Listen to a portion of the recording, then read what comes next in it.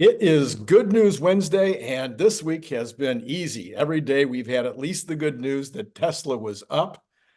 Are you surprised that Tesla continues to somehow manage to scrape out at least a couple of point gain every day here in the face of the markets being kind of down? Yeah, a little bit. I mean, it's kind of a catch-up thing. If you look at the class it's trading in both in the Nasdaq or the Max 7, it's trailed all year. So I mean, I wouldn't be surprised if the other ones take a little bit of a breather that Tesla catches a bid. I mean, there's some interesting news with the Roadster. There's some interesting news. You know, I mean, there's some interesting stuff out there, but yeah, I mean, I don't think there's any one thing to point to. Well, of course, we will try to point to some of those Yeah. later in the conversation, but I wanted to start out here.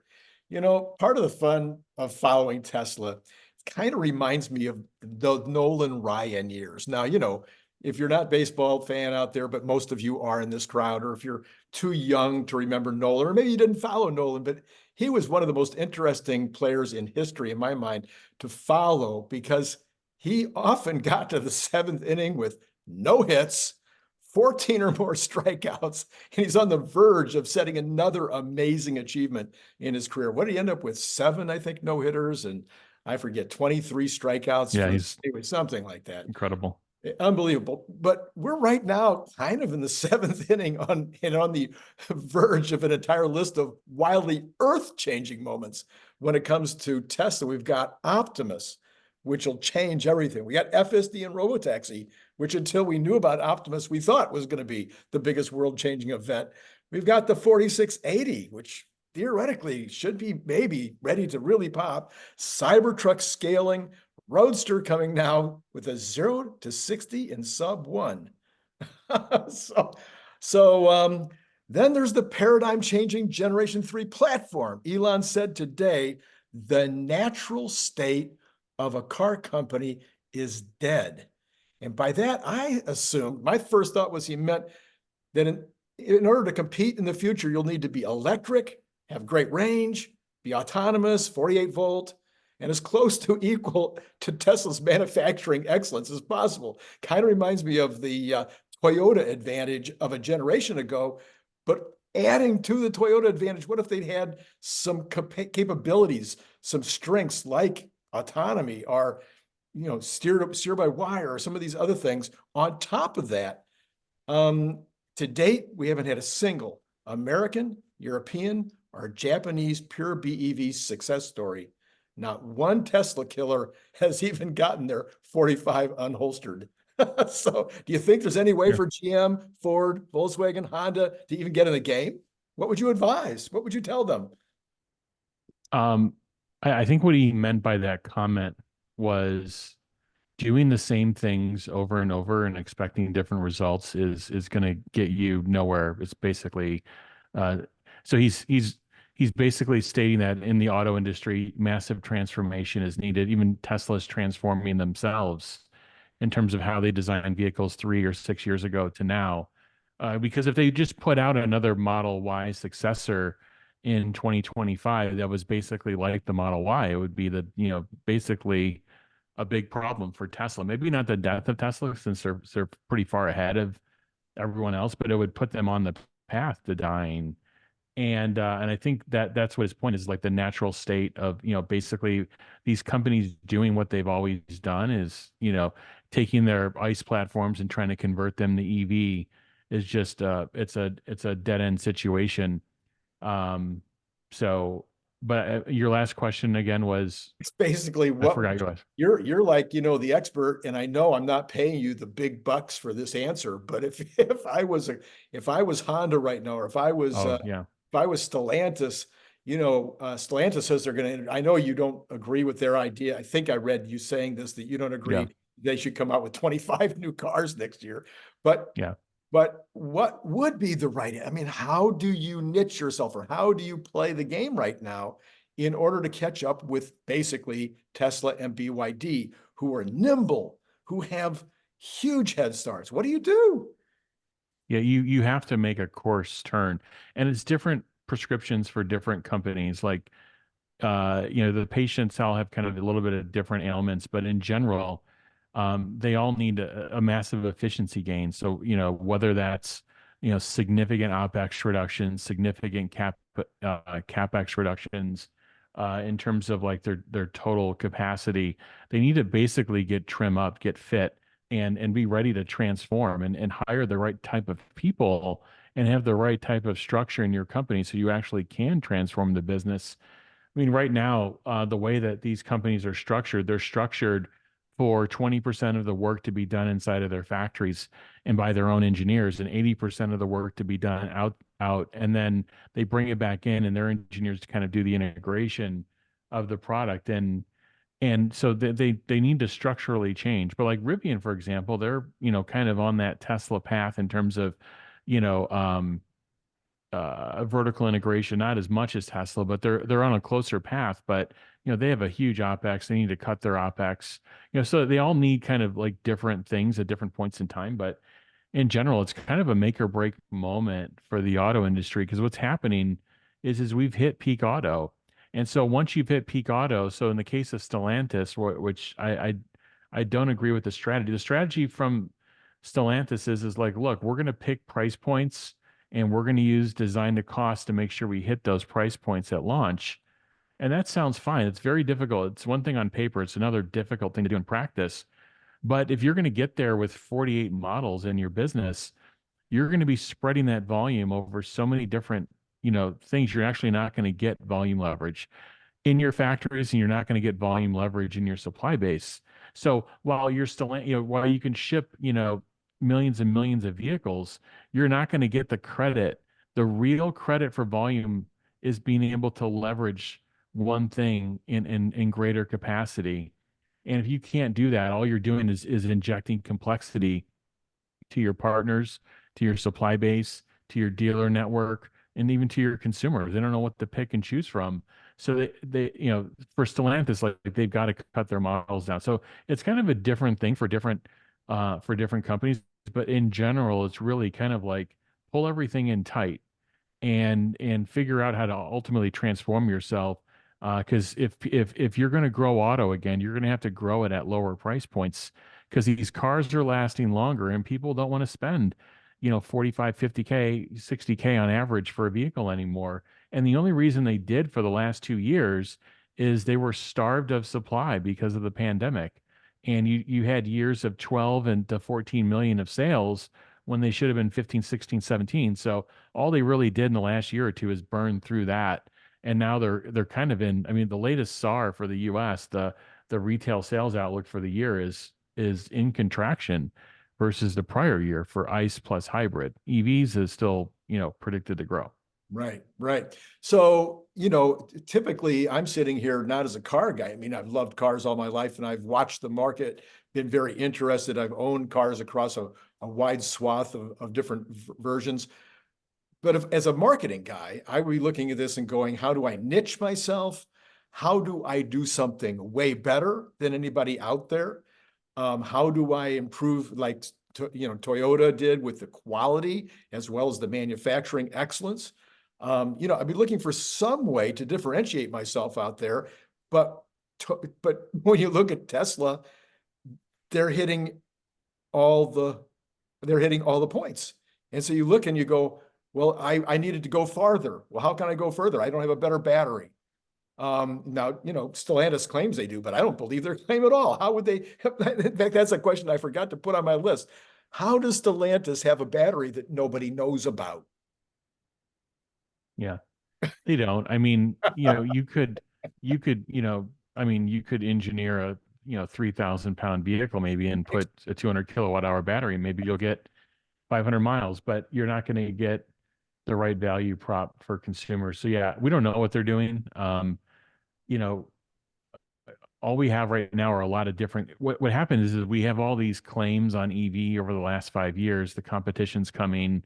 It's going to be this broad a portfolio and so forth. And then when that point actually arrived and the music started playing, they weren't ready to go dance. And now instead of saying, well, we're not ready to dance, they said, well, the music sucked and nobody really even likes to dance anymore.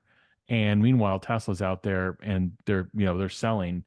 in significant volume. So, we'll have to see. I mean, this Q1 is going to be interesting. I think there's a lot of conflicting data points out there right now for Q1, and people that are counting cars right now. So it'll be interesting to see how this first quarter, but it's also a seasonably slower quarter until people start getting their tax returns, the weather starts turning around.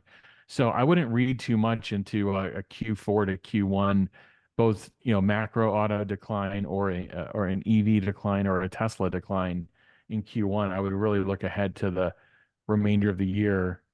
Tax returns start coming in, weather starts improving, and then even when you get out of the good weather season, then you have the seasonality of the holidays. So really, January and February are a couple of the worst months, but you can do comparative analysis. And there's some data. I tweeted out a bit ago that it's pure EV plus hybrid, but they grew 69% in January year on year. Right. Now, I would say if I was able to get the US component of that data, and 80% of it was EV. So it's not like it's all hybrid growing. It's mostly EV in that number. So anyway, EVs are still growing. ICE plus hybrid is actually in contraction. I think you just have to get the data and put it all in context. Is it growing at 70%? EV only like it was before? No, but the law of large numbers, if anybody studied math or statistics, no, you're not going to do that in perpetuity. So, and there's going to be spots of, slower growth and spots of higher growth. There's lots of different things in it, but in general, it's up and to the right. And comparative to auto and comparative to the rest of macro, I don't think, again, I go back to like, what would you build if you were starting a company? What would you want to build and ship? Now, the auto industry is very difficult, but if you were to say, hey, Randy, hey, I can get you a business that is, 18 to 20 points of gross margin, and and it has growth, somewhere in the area of 10 to 50% year on year, I think you'd be very interested in it Right. versus the rest of the other industries out there. Yeah, I mean, when I started really looking at this when in preparation for writing the Elon Musk mission and really started doing the numbers, trying to see in terms of that 50% growth per year, not just the Tesla, but of the entire BEV industry, put my numbers together, looked like we could do this by maybe even 2028 if things went, and not that with not that great a difficulty, but what it took GM to make 2 million. It took Ford to make 1.5 million. It took Volkswagen to make a couple of million. Everybody had to do their part. Now we're in 2024, we're well into 2024, and a lot of those players are going, oh, I don't think, I don't know what I can. So I don't know, if Tesla gets their 20 million and BYD gets their 15 million, or maybe they're both 15, who knows? They get 30, that still leaves 30, 35 million, 40 million that have to come from somewhere else in order to completely upend the ice age. I think, as you and I may have talked about before, I think Kia Hyundai would be in that group. Yeah. And there'll be a few from the other Chinese makers. Obviously, some of those guys are going to do okay. But I don't know now. I'm getting a little nervous that the rest of the guys won't pull their weight. Yeah, they probably don't have to as much, unfortunately, because the others are just going to step up. Like you said, the Koreans, the Chinese, they're going to step up and they're going to ship a lot of cars. And EV, I think this point has been studied well enough that EVs last, and longer, Right. potentially than ICE vehicles. We'll see how that goes. I mean, there's people running around with their 2012, 2013 Model S's. But we'll see how that actually turns out.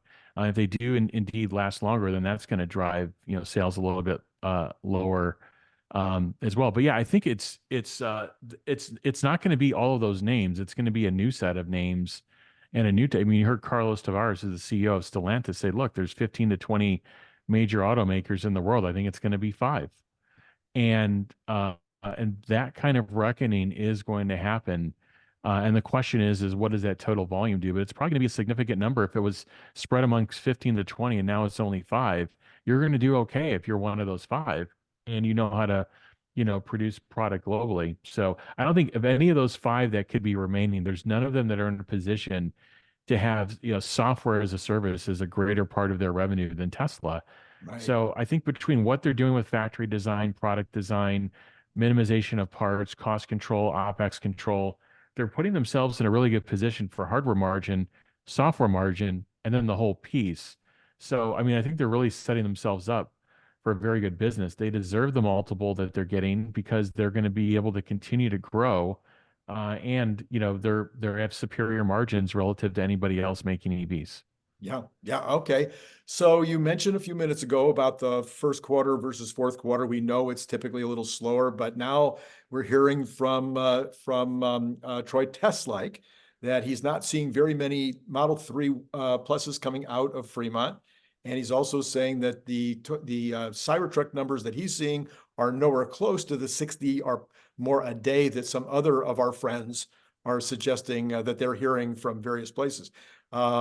So have you heard anything, or do you have any special insight into either of those products right now? Yeah, I don't count vehicles. I think the people that go in and do that research or try their best and try their best to put out the best information. The only thing I would say though is being a practitioner, in a factory focused on new product launches, focused on scaling something brand new, is when you're in the first stages of ramp, whether it's the Model 3 or the Cybertruck, every day you're running into 101 different problems that would make your stomach turn and may make you want to slow or stop the line or, build everything up to a certain point. Maybe you're taking data in the background, but you keep building. So I don't know what's happening, in terms of, the only thing I would say is that the whole piece of like how VINs are assigned, I've tried to look this up. It's not clear to me. I was trying to talk to a couple of people that recently work in auto factories. It's a nonlinear process of when the VIN goes on. Is it, when is it assigned? When does it go on? When is it activated? Beginning, middle, end. So, I mean, the part of me is like, when I've been in the middle of doing these complex ramps of a major microelectronic device, sometimes you run into problems, but you keep building, but you're not serializing things. So, where you're putting the final, customer configuration in it. So I don't know if they're pre-building. I don't know if they've got stuff stacked up and they're trying to solve a particular problem. Maybe they're missing a particular part. That's very common in the beginning of a new product ramp up, where you have these non-linear situations and then it gets cleared, and then a bunch of inventory just can burst through the pipeline, or they've got A real problems problem. and they're generally running slower. I mean, that is the other thing that could be happening. There's no reason to deny that that could be happening as well. What would be strange for me is like I keep hearing about like white seats on Model 3. I mean, they ramped Model 3 refresh in China to a significant run rate per month already. So I don't know what the issue would be, and why there would be a unique thing relative to the US model. So we'll see. I mean, people's dates, I mean, people are taking delivery. Also, I see dates being pushed out. That's all anecdotal. Uh-huh. We don't have things that are kind of measured in thousands, but it's one of two things. Either they're continuing to build and there's just this non-linearity in the beginning in terms of like serialization and VIN assignments and so forth, or they're having issues and they're not able to build as many as they thought. And they're also not assigning VINs therefore as quickly. So we'll find out, April, first week of April. But in terms of like, I go back to, we're like in this 90 day hamster wheel kind of thing of like, both of those products we just talked about, there's more demand than supply. Right. There's and people want these products. The people that take delivery love the products. The reviewers love the products.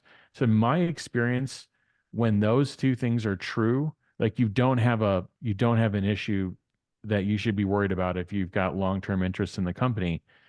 What would be a bad thing is if the reviewers didn't like the product Right. Right. and you saw production okay, maybe they're actually slowing production because they're getting some weird demand signals that people don't like the product, but that's not the case. So the fact that the reviewers like it and the people that have purchased it like it, to me tells me that you don't like to see these slow startups. I like to say, oh, it's a good problem to have. It's not. You actually want to be building a lot faster than you know you are at this point. But I feel better that the products are good and the demand is there. So switching subjects a little bit, we talked about the stock being up today. How much of this current kind of move up, there's kind of been a floor under the stock, and I know a couple of people have talked about some large purchasers in there. And we know Kathy Wood was buying a ton, but the reality is the stock has been pretty solid in that $200 range now for a while and has been slowly moving up. And I've looked at these two catalysts that, they're pretty obvious. You don't have to be a genius to think that at some point Optimus is going to be a catalyst. You don't have to be a genius to think that at some point the Cybertruck is going to be a catalyst. In fact, I think Gary Black and others are shocked that Cybertruck hasn't already been a significant catalyst because of the reviews that are out, et cetera, et cetera. But this week, we've seen mainstream media start with the reviews. Wall Street Journal and others are starting to review it. It's becoming a bigger and bigger deal in just even local press. And then Optimus, we had the two things. We had the big purchase or the stock purchase last week of the Figure 1A offering by all these guys, which has got to be putting the whole robot thing into the minds of the investor class. So there's got to be some beginning of FOMO there. Do you think either one of those are already at work? Do you think those two are going to be starting to really play onto the minds of the institutional investor, where we've been way behind in terms of getting them involved? Yeah, I I don't I think institutional investors, it's hard to paint them with one broad brush, but um they're crude. They tend to react very quickly, move very quickly, move in and out very quickly. But what they don't do is they don't anticipate and they don't understand these technology trends. If you look at what happened last year with Nvidia in November of 2022, I think it was $128 stock, something in that area. And then there was the Chat GPT moment in November, and there's a little bit of movement, but you didn't see the institutions weighing in when all the 13 Gs came out until the first quarter 13 Gs, which were coming out in March, April, May, um, and so they missed it. I mean, if they were ahead of this AI trend and say, okay, well, who makes the silicon for inference? Who makes the silicon for the data center training work? Well, who makes the software that runs on this silicon? Who is like in the lead? They would have put all their money on Nvidia a year prior, 6 months, a year prior. Some point prior, they would have done that to November and those November lows. But instead, they were, part of that brigade, including Kathy, of like selling out of the name. So I don't I don't know if they're kind of looking at, what's happening with Figure. And my gut tells me that what's going to happen is the well-informed retail investor on Tesla is going to be far ahead of many of the moves that these institutions are making. And there's also this thing of like, hey, like there's a lot of noise that comes out of Elon, like and owning the name and like, is there risk with X and advertisers and him having to sell more? So like they just don't want to deal with that. There's other stocks that like the whole market's moving up and there's other stocks for them to actually look at. But at some point, it's going to be like right in front of their face. And it's either going to be some massive order for the product. By the way, I don't think it's going to be a demo. And there's a lot of people like, oh, as soon as Optimus does a demo in the I mean, it did a demo in the factory on AI Day. If you went to AI Day, they showed it in the factory moving, something from point A to point B. Um, I honestly think it's going to just have to hit them like flat in the face. It's going to like we're in production, we're making 10,000 of these, and we're doing 100,000 next year, and maybe at some point, and then the unit economics they start revealing that of like, hey, we're going to be producing these at 25-30% of hardware margins. We're selling them for this. They're going to have immediate SaaS program of this. Or they're going to be leased. Like there's just going to be this ongoing recurring revenue, and then maybe it'll hit them in the face, and then maybe they'll make their move. I don't think they're going to be getting in too far ahead. Smaller investment houses maybe, but not the big ones. Okay. Well, and then related to that, there's an ongoing debate. I might have started this debate and maybe I've kept it going, but I think it's an important one. So love to hear your view too. Should Tesla start renting or selling the bot as soon as they have a clearly marketable product? Even though it might require some installation reps going out and, you've seen this, of course, whenever you put in a new piece of automation equipment, even a new a copier, they send out these guys and they work with you to make sure that it's working right and everything. But so maybe if they sent the bot out when it's fairly immature, they would need a lot of that hand holding in the beginning. Or do you think they should wait because maybe Optimus will be able to tell the person exactly how to operate them, or will be able to just go on Zoom and get a few thoughts if there's problems going on? Do you think they should wait? Do you think they should do it, start the revenue coming as fast as they really make something worthwhile? Yeah. So what they're going to do is they're going to have these phases for deployment, and I've done this. I've worked with companies that do, like, when you're deploying a new service, hardware and software with a company, you'll have these phases of like first article testing. You have these phases of like small pilot runs with them. And then you'll have these phases of kind of like larger user testing. And then you'll have this full on deployment. And, they'll have those 4 or 5 phases. What I think they're going to do is they're going to use their own factories, and they're going to bias those first. So Tesla auto factories, they're going to start at the perimeter of the factory. The perimeter of the factory is where material comes in and product comes out. And that, if you visualize the perimeters of the factory, that's probably where I would see Optimus working first. I know a lot of people have a lot of other theories on that, but that's just my opinion. But then Tesla doesn't only make autos; they make Starlinks, they make spaceships with SpaceX. So Tesla has the ultimate manufacturing test ground for Optimus. The ultimate. Yeah. They have the ultimate test ground, because if you're building Starlinks, you're basically building medium to small size microelectronic devices. So there you go. There's your smartphone, your tablet, your TV type use case.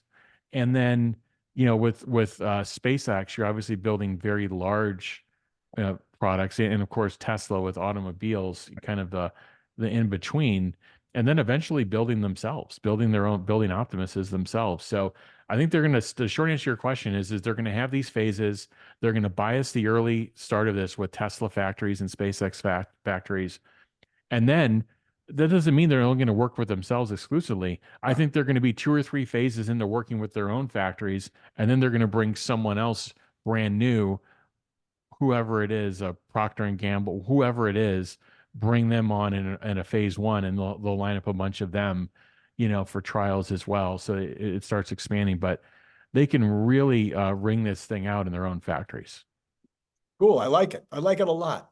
Let's talk Roadster for a minute. First of all, do you have one on order? I didn't, because of the long the upfront capital involved, which Yeah. it's not so much, it's not a good use of capital, Yeah. and it would have been 6 years. So yeah, but I do plan on having one All eventually. right. Very cool. Very cool. All right. So then the Tesla plate is getting really full, rolling out so lots and lots of new products, lots of building of factories everywhere. Feels like Elon has finally dealt with his confidence issues from last year and is ready to rock and roll. But why the Roadster now? Yeah, it's a good question. Some people were surmising, the BYD announcement of their quote unquote supercar, which doesn't have performance that is greater than the Model S Plaid from 3 years ago. Right. Um, or the new Porsche Taycans coming out. Like, there's some cars that are coming out that on the racetrack, specifically Porsche, I think that could outclass both what Porsche has done in the past and what Tesla's also done. And I think Elon wants EVs to have that competitive edge to them, like where they can be a supercar. Like, there's not this thing where if you want a supercar, you got to stick with ICE. And then, supercar halo is like, you got to have a combustion engine. I think he wants to keep that out there. Like, it can be a supercar and it can be an EV. So I think he wants to do that.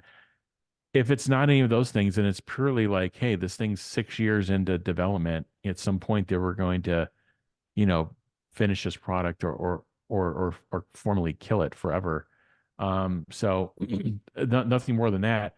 I asked him, I didn't get an answer. Just, are you going to unveil this before the compact? I just found it'd be interesting, like, because I think what's more consequential to this company. I mean, I think this Roadster they're going to do maybe 5 or 10,000 a year, Right.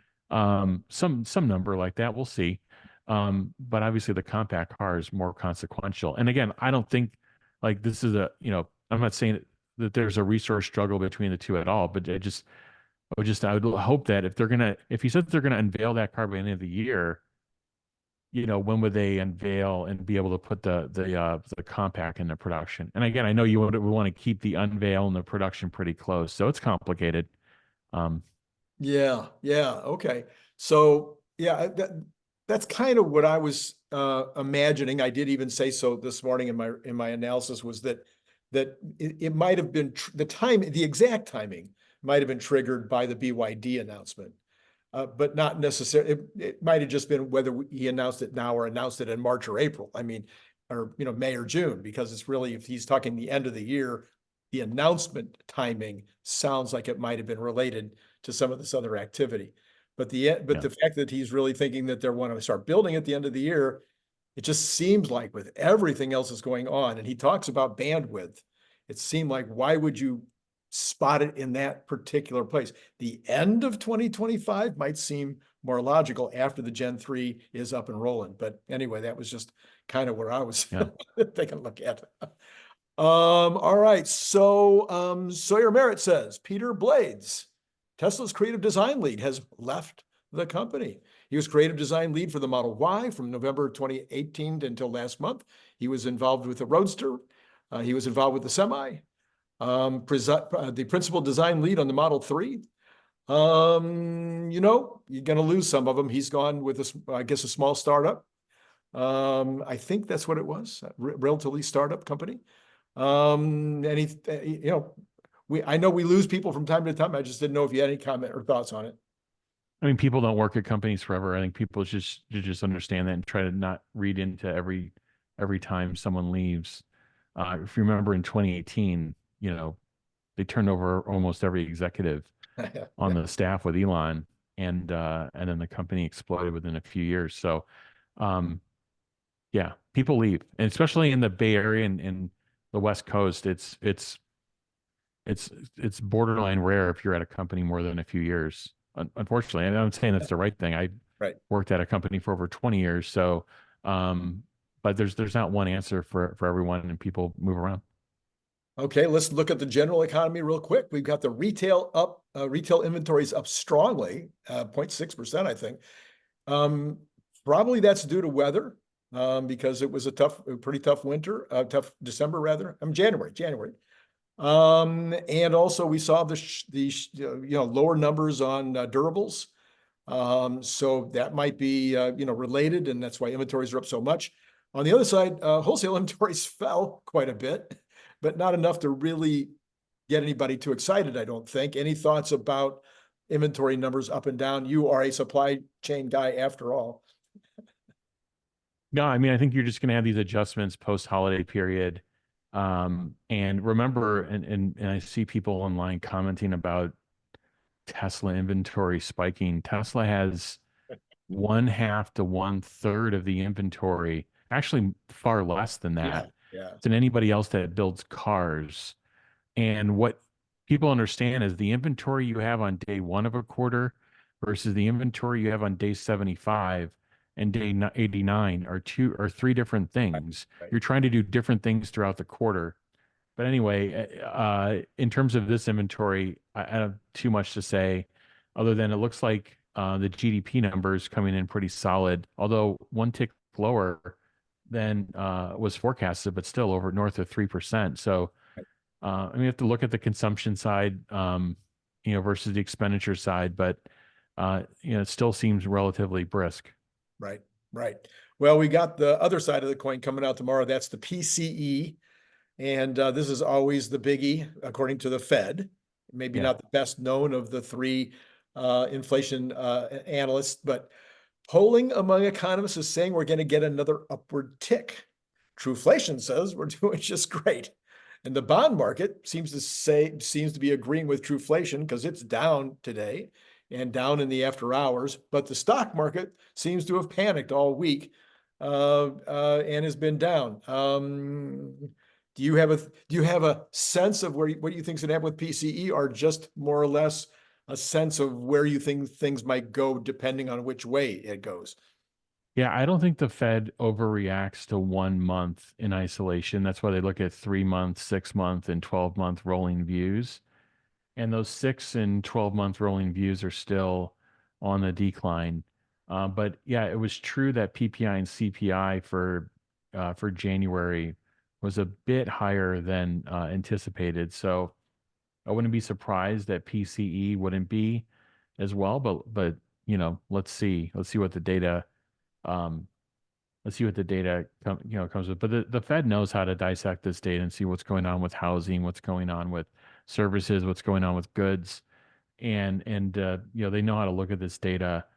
But I would say it still looks like things are trending towards a soft landing. But if we were to have a recession, I think it would be pretty darn shallow. Um, yeah, and with what the Fed has done on tightening and what they've done on rates, they have a lot of tools. If they needed to blast something into the economy, they could. But Right. then, that may not be welcomed as well from a sentiment perspective of that. You had to shock the economy back into recovery. So I still think we're doing okay. Let's see. It may be a little bit hot. I mean, I think you're right. The markets are nervous for tomorrow. Okay. At where the Tesla stock is now, see if it was able to hold on to any of those gains today. And we've got it down 66 cents, which is better than it was in the after hours. It was down well, no, I'm sorry. Boy, that changed right in front of my 92 eyeballs, cents. down 94 cents, which is still better than it was. But so losing part of its big gain Still a for, net gain. Yeah, yep, still a net still a gain. net gain. That's good. Green is good. All right. So we've already talked about kind of the consequences of all that. Let's go ahead and take a look at the bonds. All right. We do have the bonds, the long-term bonds continuing down in the after hours. All the short-term bonds now have turned around, including the 2-year, and are all up again. So while they were 100% down earlier today, now it's just and even the long terms are only down like 0.6 basis points. So thoughts on the bonds? I guess basically we're just going to have to see what happens tomorrow with the PCE before we know where the bonds are going to go. Yeah, I mean, right now I don't have a huge. I think it's ultimately gonna follow a little bit with the PCE, but I think there's some resistance. It looks like around 430 on the 10 year. So we'll have to see that. I think it'd be something pretty significant for it to break through and continue going upwards. I still see a lot of downward pressure on it. So we'll see. I mean, what didn't happen interesting in February, usually that second half of February is kind of a not so good trading period for equities. And so far, I mean, I think on the back of earnings, I think it held up pretty well. I think it also kept the bond market, in a little bit of a control window. Yeah, yeah. No, I would have been shocked. I was shocked when it went over 4.25. Yeah. I thought that would have been max, max, max. So now that it's back down to right about 4.25, it seems like maybe to me that's kind of a top going forward, and we'll see if, like you say, it continues back down, Yeah. which if inflation really is at 1.87, like Trueflation says, it should certainly be below that number. Okay, we've got oil. Still now it's got a new little range. It's created a whole new little range here, 78, 79, for the last few days. It seems like it's trying to go up now. What do you think? Yeah. I mean, it's if you look at what's going on, in macro in the economy, you'd have to see some real movement out of, both Europe and China. I mean, I think we've really ramped our production up. So I think it's going to be range bound. I mean, I don't know what event would actually knock it out of this range, anytime soon. I mean, we're at some point here, we're going to be approaching the summer driving season, but we're still in February. So, Right. right now I see it kind of being range bound for a bit. Okay, we've got the dollar bouncing up a little bit before inflation data, but the big action was not in the dollar, was not in gold. The big action was in Bitcoin. Yeah. So it was a crazy day. It Yeah. almost got to 64,000. Then there was this problem with Coinbase, Yeah. where apparently people's coins went to zero Yeah. It's not a because good of feeling. technology problem, and the Bitcoin dropped by 4,000 points in minutes. Yeah. It has recovered almost all of that. Well, at one point it was even higher than this, sitting about 61.6 right now. Again, I don't follow it other than to watch the trend. Any Yeah. thoughts about all of that today? No, I mean, it seems like it is following some of the technicals that have been laid out. And there's a lot of momentum behind this trade. I have been playing it through the mining companies, the higher quality ones, um, and um, and that's in terms of direct plays. I'm not doing that, but um, the mining companies to me seem a bit interesting because there's actual workload that you could associate with them, and input and output. So yeah, it's interesting. I mean, let's see where it goes. See where it goes from here. But there was a lot of people that were buying in the 50 and 60,000 range a couple of years ago. They're probably breathing a sigh of relief if No they've kidding. still held on to it. Yeah, yeah, okay. So maybe Tesla's turn is next, back to 410.